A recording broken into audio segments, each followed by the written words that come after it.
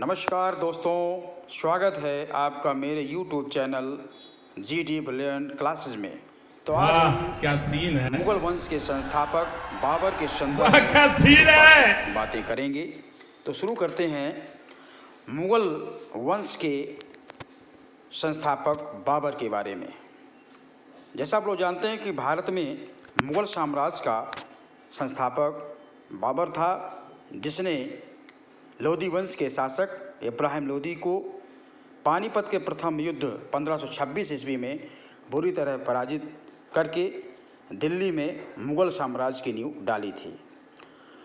मुगल शब्द मंगोल से निकला है। मंगोल लोग मंगोलिया के आदिवासी थे। मंगोलिया मध्य एशिया में चीन के उत्तर पश्चिम में स्थित है।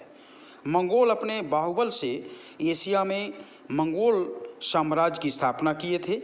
मंगोल नेता चंगेज़ खां ने यूरोप के कुछ भागों में अधिकार जमा लिया था। चंगेज़ खां ने गुलाम वंश के सुल्तान इल्तुतमिश के समय अर्थात 1221 ईस्वी में जलालुद्दीन मांगबरनी का पीछा करते हुए पंजाब तक आ गया था, लेकिन इल्तुतमिश ने बड़ी ही कूटनीति के द्वारा अपने साम्राज्य की रक्षा किया था। बाबर की माँ कुतलू निगार खानम ये चंगेज़ खां के वंशज की थी।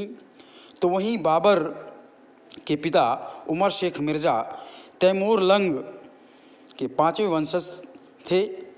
तैमूर लंग ने, जैसा आप लोग जानते हैं कि भारत में 1398 ईस्वी में 17 दिसंबर 1398 ईस्वी में 1398 ईस्वी में दिल्ली में आक्रमण किया था। और उस समय दिल्ली का जो सुल्तान था वो नासिरुद्दीन महमूद था, और जिसने तैमूर लंग का कोई सामना नहीं किया था, और तैमूर लंग ने दिल्ली को बुरी तरह लूटा था। बाबर का जो परिवार था वो तुर्क जात से संबंधित था और चगताई इनका कबीला था। बाबर का जन्म 14 फरवरी 1483 ईस्वी को फरगना में हुआ था। बाबर के पिता कबूतर का उड़ाते समय उनका पैर अचानक से मकान देखा आपने लापरवाही का नतीजा है, जिसकी वजह से 8 जून 1494 ईस्वी को 1494 ईस्वी को इनके पिता की मृत्यु हो गई, और 11 वर्ष की अवस्था में बाबर को फरगना की राजगद्दी पर बैठना पड़ा। बाबर को तुर्की और फारसी भाषा की अच्छी जानकारी थी। बाबर ने तुर्की भाषा में अपनी आत्मकथा तुजु के बावरी अर्थात बाबरनामा लिखा था। बाबर ने मुवय्यान नामक एक विशेष पद्य शैली का भी विकास किया था।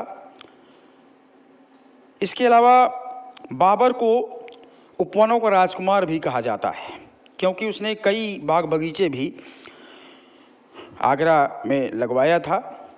बाबर के प्रमुख जो तोपबाज थे, जिसके वजह से बाबर भारत में मुगल साम्राज्य स्थापित कर सका, तो इनमें कहीं ना कहीं तोपों का प्रमुख योगदान था। तो बाबर के प्रमुख तोपबाज मुस्तफ़ा रूमी और उस्ताद अली थे।